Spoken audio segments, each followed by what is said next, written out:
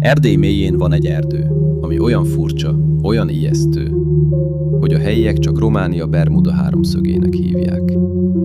Ez a hely a Hoya erdő. Fái elképzelhetetlenül tekerednek, az árnyékok ott nyúlnak, ahol nem lenne szabad. Közepén pedig egy tökéletes kör fekszik, ahol semmi nem nő, bármilyen termékeny is a föld.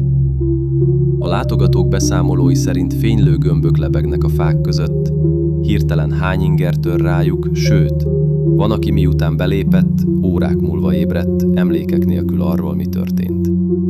Egyesek szerint emberek nyom nélkül tűntek el, mintha maga az erdő nyelte volna el őket. Tudósok évtizedek óta vizsgálják a tisztást és a fák különös formáit, de egyik elmélet sem magyarázza meg teljesen a dermesztő élményt, amit itt átélnek.